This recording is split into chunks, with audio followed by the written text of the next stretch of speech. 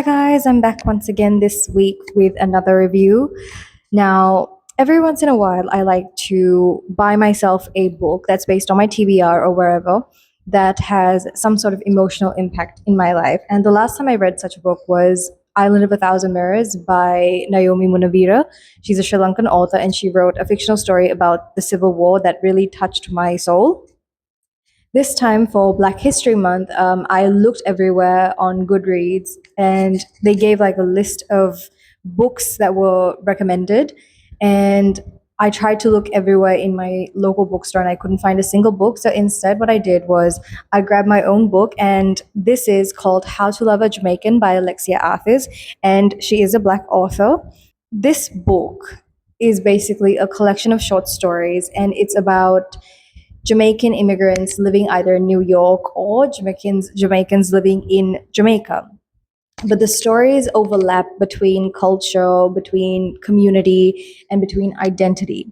Now, this book did a lot of things to my soul, including making me cry, including it made me realize how similar our lives are, despite the fact that I live in a different island, they live in different island, different times maybe. But the impact of certain things are the same. But this is not my story. This is the story of many people that have come from a certain kind of environment and tried to make their lives a little better. So, because this story, like, look at how many tags this one has. So, it has a lot to talk about. And for me to actually talk on it a little bit better, I decided the best way to do this was like a presentation. So, I'm going to break this up into common themes and I'm going to speak about it like a presentation pretty much and share with you guys the things that I thought were most commonly recurring and see how you feel on that. So, without further ado, let's get into topic one. Topic one is called Joyride. Now, I don't mean joyride as in taking the car out for a spin, but it does have pretty much the same context. When I say the same context, it means when a girl is good enough to date, to take out, to have intimate relations with, but she's not good enough to introduce to your friends, to have a long term relationship with, to introduce to your family, to have your kids. That's what I mean by taking out for a joyride. At the very beginning of this book, there was a situation where a girl with a Jamaican background was dating a white boy, someone with an artistic background, I want to say. And what happened in this story is that this girl was beautiful. She came from a good family, a good background. She came from a different neighborhood, and she predominantly only dates white boys. Now, there's a particular thing that's in a lot of communities, and it's in my community as well. It is that dating white is the ultimate win in your community. To land a white partner is to win the game of life because that is where the standard of success is, especially for a woman.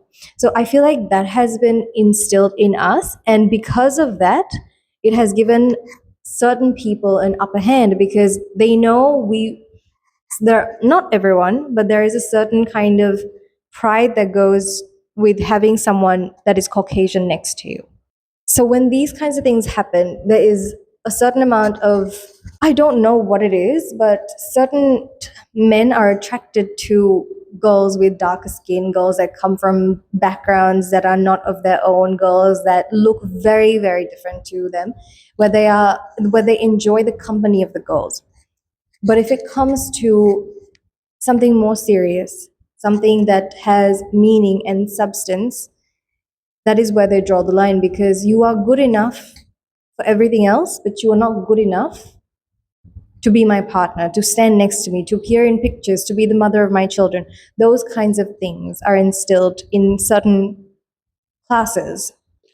And even to this day, I don't think a lot of predominantly white Western countries where most of them are white would accept a person of color to be accepted into their families. And my best example for this is I'm going to say Prince Harry dating Meghan Markle, the girl has half, she's a interracial. She's got, I think, a white dad and a black mother. However, it's always just going to be the color of the skin at the end of the day. And it's extremely unfair because the color of a skin should not determine your value in a relationship and what you can provide in a relationship. At the end of the day, that is what you bring to the table as a person, your personality, what your education, your experiences in life. Those are the things that are valuable in a relationship. So to be taken out for a joyride, to be used and tossed aside for someone that does fit the standard, someone who in this book was a blonde haired girl that fits the suburban outlook, the kind of person that would fit into your family photos and not the person that's dark skin on this side. That is at the end of the day what some people settle for because that is what is acceptable in their society. So that is joyride, and that is a topic that has come across in the book a few times. Whether it's like same sex relationships, whether it's heterosexual relationships, whether it's older, younger, either way, it doesn't matter. At the end of the day, the first thing that people notice about you is the color of your skin, especially when you are dating in a white community. And that is where the topic of joyride comes from. Topic two is called light skin versus dark skin, and it also branches out from the one we just spoke about, but it's more to do with where it came from. So, colorism started out during the slave trade when the British, the French, the Portuguese, the Dutch started going all over the world and colonizing countries.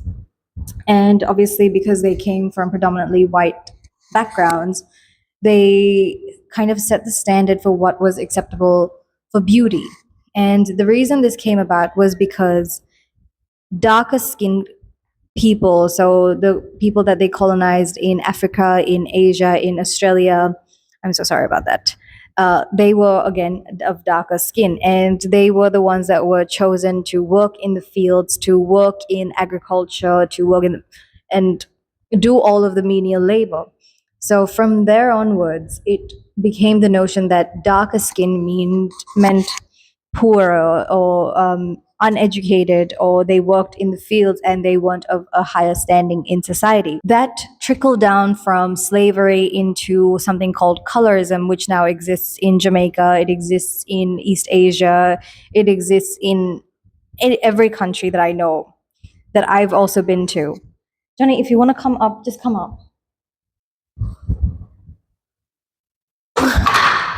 Eventually, he's going to come up and figure it out.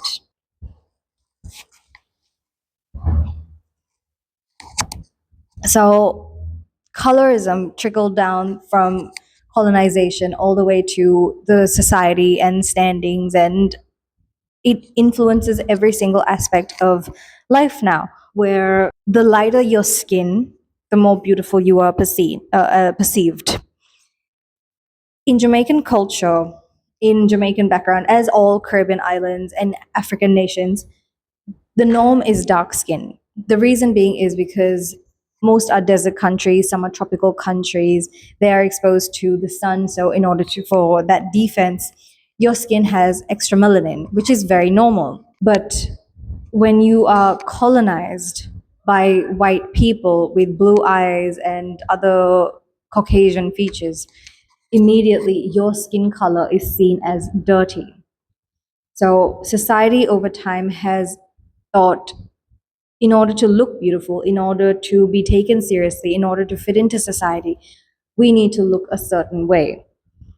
This led to a lot of people thinking that the best opportunities for people, like for survival, for to build themselves on, is to partner up with someone of a complete opposite background. That is, it's a very common thing in Sri Lanka as well. But the issue is, in most cultures, the biggest win, especially a woman can have, a woman's worth can be determined, is based on whether she marries a white man or not. If you marry a white man in most cultures, in most Asian and African cultures, that is seen as such a win because you have now conquered the conqueror. There's also the issue of, are we doing this for ourselves? Are we doing this because it is what we as a person like, and are we attracted to the other person based on their personality, or is it simply because we are attracted to their color of the skin?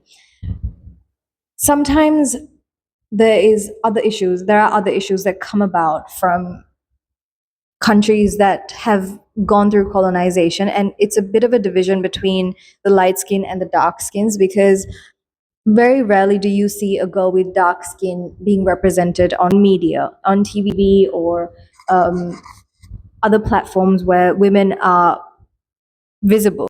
Growing up, I don't think I ever saw a woman that was my color or darker on Sri Lankan media. And it wasn't until recently that we actually saw women of Southeast Asian backgrounds actually being represented and portrayed by women that look like me or look like us as a community, because we always were dark. We are descendants from South India.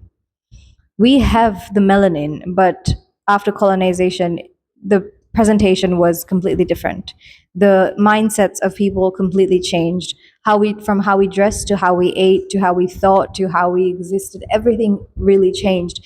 And some of them benefited, some of them didn't. And eventually, one of my best examples of how long it took for a woman that looked like one of us to be portrayed, like to have a standing in media, is Simone Ashley. She is by far one of my favorite new actresses of the new generation, and she is a perfect representation of South India, and it's amazing. It took us this long to find someone of such dark skin to be a main character in a TV show. It took us that long because we didn't want to have a dark skinned girl be a main character. And I don't hold it against people. I grew up in the same society, and I know in this book, in How to Love a Jamaican, the first story that it started out with was a dark-skinned girl raised in a traditional Jamaican family, meeting a girl that was also from a Jamaican background, but her parents were very different. She had a different upbringing. She was much lighter skin, and she had the opportunity to date a guy that was Caucasian. Whether it worked out or not, probably doesn't matter. But the fact is, there are more opportunities to be accepted by other societies and other cultures and other communities, depending on whether you are lighter than the rest of your community. And while it's unfair to everyone, because at the end of the day, I just want to remind everyone, at the end of the day, when you walk into a room, the first thing a person will see is the color of your skin. So, whether you are light skinned or whether you are dark skinned, as a person of color, we have to work twice as hard to show ourselves in a room, to stand out for everything other than our skin color, to showcase our education, our expertise, and our knowledge. We have to work twice as hard to get to places where sometimes it's just handed freely to people. We get people that come up to us regardless of our skin color, regardless of whether we're light skinned or dark skinned. We get people that come up to us and be like, oh wow, I didn't know you can speak like that. I didn't know did you go overseas for education? Well, you speak so fluently. And sometimes the way people look down on us are by small, small things, because at the end of the day, they don't expect a person that looks like you to speak as well as them or even better. And that is the truth about light skin versus dark skin. At the end of it, it does not matter. Topic number 3 is called Grandmama, Mama, and Me. And the reason I bring this one to light is because in African culture, as well as Asian culture, the importance of women is constantly stressed upon or highlighted. The reason being is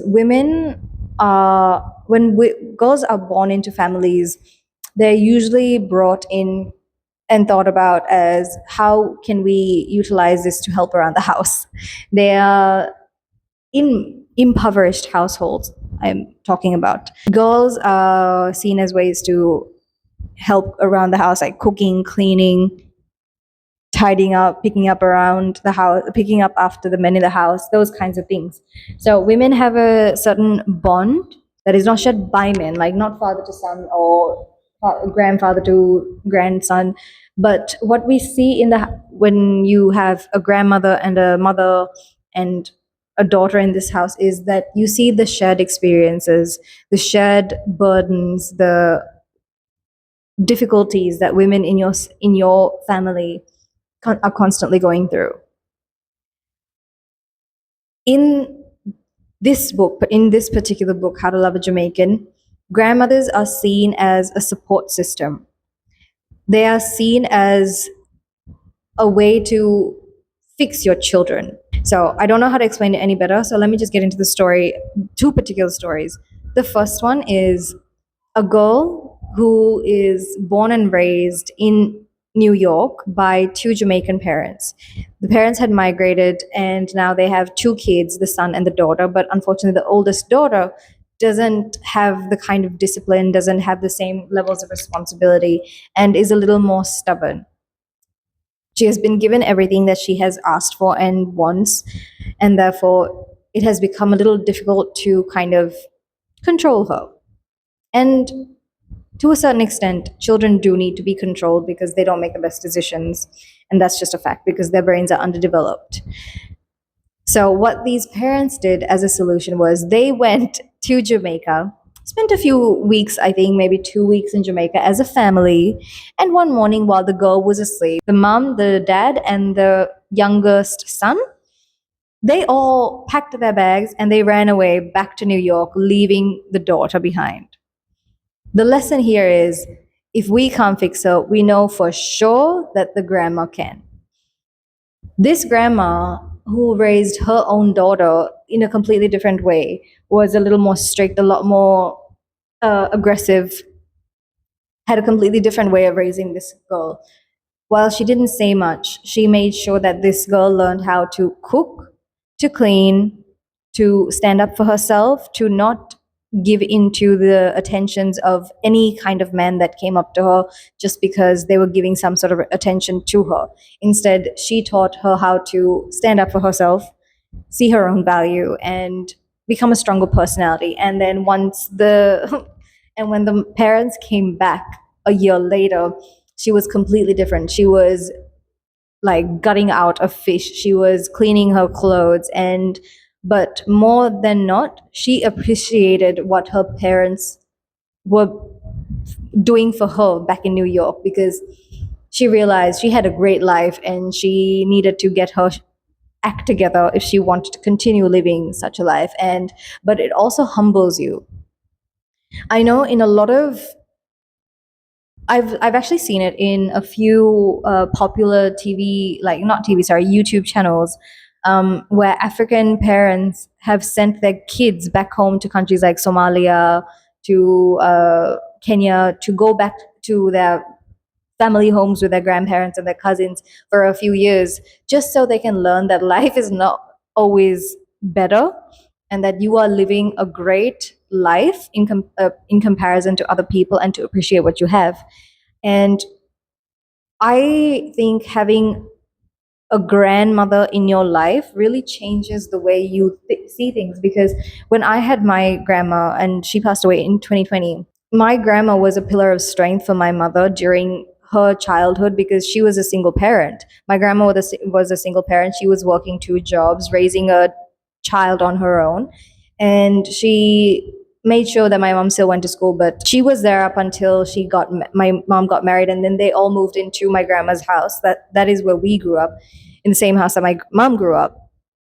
And she was there for my mom when my mom had my brother first. Those are the kinds of times that women really appreciate having a mother in their lives, is because you know no one else is going to care for you the same way your mother is going to care for you. And having that kind of support in those kinds of situations where you've never been through childbirth before really changes the way you live. And that is why women are so important. It's so important to have community, to have a female presence in your life. So my grandma used to feed, clothe, bathe, clean up after my brother and myself. She used to do all the cooking for my mom. She used to like take care of my dad as well. And that is how selfless grandmothers are in Asian and African cultures, because they are givers.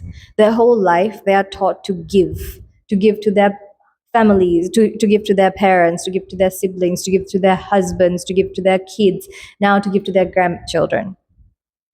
And when I see all of these stories and to realize it's the same in other countries like Jamaica, it really shows you that women of color have a certain expectation that is set upon them by society. And while my mother was the first person in her family to kind of break those chains by marrying above her station, marrying into a person with an education, and kind of bringing us into a life where we wouldn't have expected, like the life I'm living, I couldn't imagine what like, it's not what my mother would have ever expected. I can guarantee it. My mother did not expect to be living the way she lives right now if she was 18 years old. It's a guaranteed. Some mothers show an unbelievable amount of compassion. They set the standard on what it is to be a woman, to be compassionate, to be patient, to be understanding. And in this book, there was such a variety of mothers portrayed. There were mothers that were negligent. There were mothers that were non existent. They would just leave the child because they're not ready to be a parent. There were mothers who are struggling with abuse, domestic violence, as well as substance abuse. There were mothers that were compassionate and supportive. There were mothers that felt like they were cheated out of life, but they're also just learning to love themselves because they didn't have a lot of things growing up. So they're living vicariously through their children, but they also have that little bit of resentment that how did this come to my child and not to me? Or why was I not able to live this kind of life? Those kinds of things. So there's such a variety of women portrayed. There's also first time moms who got married to the wrong men, but found extreme joy in becoming mothers for the first time because she was holding her daughter in her hands for the first time, and she felt an incredible amount of joy. And what this has taught me, what being born to my mom has taught me, is that to have a girl is an incredible gift. To give birth to a woman who comes out into society and makes it better is extraordinary. But girls are a gift to this earth. They are caring, they're nurturing, they're empathetic, and they have the kindness in their hearts to make this world a better place. So to have that lineage to kind of break the generational trauma that your grandparents have gone through, that to change the history of your mother and give back to them is also a gift. And that is what How to Love a Jamaican has taught me when it came to grandmothers, mothers, and me. So that's topic 3. Topic 4 is an interesting one. Topic 4 is called Losing Your Identity. And the reason I put this out there is because when we as people of color, we go overseas, we forget where we come from. And I've seen that happen when I was a little younger as well, going out to a foreign country when I was 18 to study. I lost my roots. I tried to abandon my culture, and I thought I was above it all until I realized I am not above all of that. And I need my culture. I need my roots to feel like I am home, because that is a part of me, that is my identity. In this book, there are people that have gone from Jamaica as second generation. So it would be the parents had migrated to New York, and you are born and raised in New York as a child. That is pretty much if that is the case, like a lot of the time, that's all you know. You are born and raised in New York. You know the loud noises, you know the high rise buildings, you know the fast paced life. You don't know the Jamaican culture of sitting by the beach, watching the ocean, going to sleep, and you hear this water next, like, just right next to your door. You don't see the communities, how slow it is. And Those are things I feel like parents have a responsibility to introduce to their kids because they have the roots of Jamaica. And I think that, again, as I said, that is the responsibility of parents to introduce them and make sure that their culture lives on through their children, because just because you've lived overseas does not make you any less Jamaican. And there are the ones that travel overseas as migrants, first generation. Some people might have just finished school and go overseas for higher education. And I've seen this in my own community where people have gone overseas. Suddenly they forget how to speak their own language. They forget to celebrate special things like New Year, to call back home and to check up on their parents. They lose their accent for some reason. They take on a completely different accent. They don't eat the same foods because they don't like the way it tastes, they don't like the way it smells, and they change their names. So, fun fact, not fun fact, when I was in my first year of uni and I had just come, I had to, like, I was sitting in my lectures and I could see the lecturers struggling to call my name from the roll attendance sheet. And I had no choice because I realized that pronouncing 9 letters in my name would be more difficult than pronouncing 4. So I shortened it to Cham, from the 9 letters to 4 letters. And surprisingly, that worked a lot better. But even then, this one time in my coffee shop, my local coffee shop that I went every day for 5 years, I gave my name as Cham on the first day. She didn't hear me properly, the barista, and she was like, "Oh, Sam," and that was my name for the next 5 years, Sam. Until one day, one of my friends had gone and spoken to the barista and been like, "Oh yeah, yeah, something, something, something," and the barista had come, like, asked me the next time I went, "Is your name Cham or is it Sam?" And I'm like, "It's Cham." And he was like, "Why didn't you tell me?" I was like, "You guys have been calling me Sam for so long. I just didn't know how to tell you now." So sometimes, just to fit in, we change our names, we change the way we dress, we change the way we talk, because it's already so difficult for us to stand out or fit in. Actually, it is so difficult for us to fit in with a culture that's not our own. It's so difficult to fit in with people that don't look like us, so we try everything to become what is expected of us in that society, even if it means giving up who we are as part of ourselves. And in this particular book, it was, again, a girl that had just migrated from Jamaica meets a girl that is already in in New York. And while she wasn't born and raised in New York, she still dressed differently. She spoke differently. She ate completely different food. She wouldn't eat traditional food that was like, that oxtail, I believe it was. And those are the kinds of things that we forget when we go overseas, because we forget after living there for so long that we don't actually belong in these countries. At any given time, I might have my Australian passport, but I don't think I'm Australian. To be honest, I don't feel very Sri Lankan most days, but losing your identity in a foreign country is one of the hardest things you have to do, because then you lose your sense of self. You lose who you are as a human being. You lose where you belong. And sometimes it's very difficult to get it back. And you try to find that in relationships, try to find that in friendship, you try to find that at work. And more often than not, it's harder and you fail because you have removed your sense of being, your roots. Your roots are here in Jamaica, where there's sand everywhere, there's a beach right next to you. Your community is louder, more vibrant, more, they have more spirituality. Whereas you go to the final topic of this presentation is called Accepting the Love You Think You Deserve. As children, the way we look at love is shaped by the people around us, our families, our siblings, our grandparents, and school and communities, and all of that.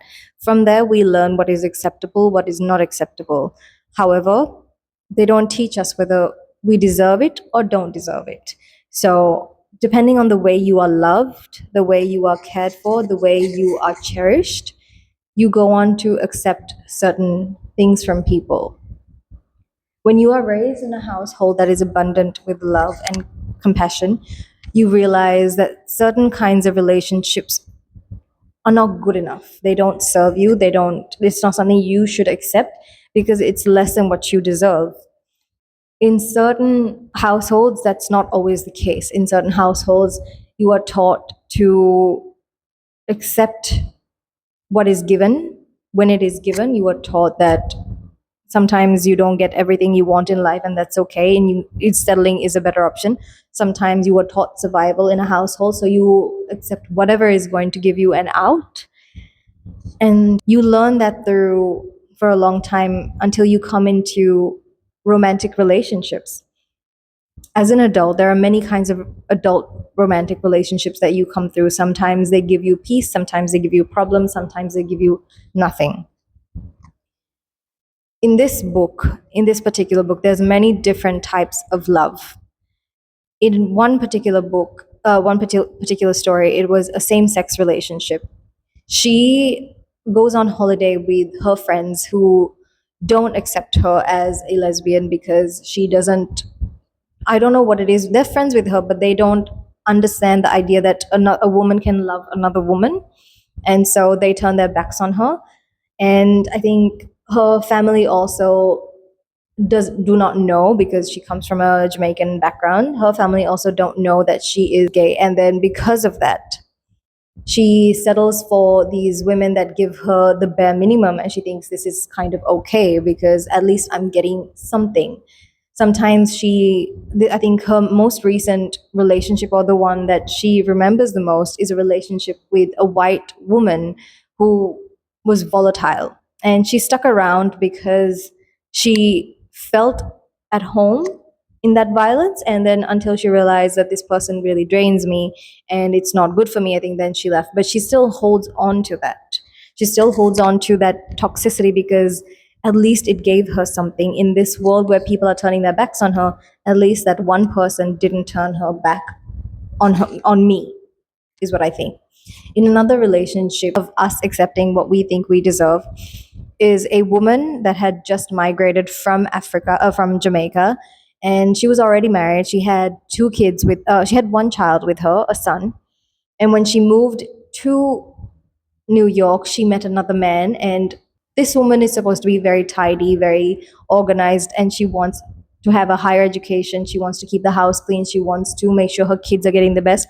And she never thought that she would marry a man with a lesser social standing. But at the end of it, she couldn't find someone that was willing to look past the color of her skin, couldn't look past the fact that she had a child that was grown up.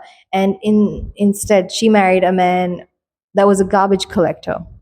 And in the book, it said something about the fact that the son never expected his mother, to settle down with a man that had dirt under his fingernails, because that is what is not socially acceptable. But in the end, he was a kind man. He treated the son with respect and love. And so she actually found a man that was very decent. Was it what she wanted? No. But I guess that's a decent compromise, in my opinion. Not what you want, but sometimes they could be what you need. There's another instance where a woman settled for a man that already had four other kids, and in the end, she was also the statistic. She had the fifth child from a guy who had four baby mamas and four different kids. In the final of it, Diane, I believe, was her name in the final one, and Shirley was the daughter. Diane married a man that was beautiful. Not married, I don't think they got married, but Diane had a relationship with a man that had light skin and green eyes, as probably from some sort of relationship or ancestry that came with a foreigner, and that passed down to the partner. And the only reason Diane went after this man and kept him was because of how he looked, of how he made her. But the fact is, he was always having affairs. He always had other women, and she found comfort in the fact that this man always came back home to her and Shirley. And when Shirley came along, the daughter looked exactly like the father with beautiful light skin, green eyes, full lips, and a body that was more socially acceptable in comparison to what Diane had no choice because that man had left her and his child and moved away to Canada and started a new family. And Diane was okay with him going out of his house and coming back because at the end of the day, he would still sleep in the same bed as her at night. Sometimes we accept the love we think we deserve. Sometimes it's not the love we need at all. There's a lot of healing to be done in our generation because I think after watching our grandmothers and our mothers, we see a lot of trauma. We see a lot of generational curses that have been passed down. And little by little, I think our mothers have acknowledged those traumas and tried to break it. Some have succeeded, some have failed, some are trying their best. But I think in our generation, as a 30-year-old woman myself, I think it is up to us to see that not all love is good love. Some of it is toxic. Some of it does more damage than being alone, being independent, and being single. I was raised in a patriarchal.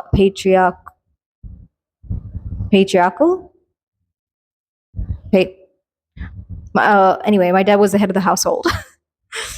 But because my dad was the head of the household, I grew up with a male figure that was responsible, had authority, had what he said was what everyone else did, like what he said goes. The good thing about being raised in a household like that is he has made me an independent and strong woman that I now know what I deserve, how I deserve to be treated, who is allowed into my life and who is not, and how it is okay to say no to things that I don't want.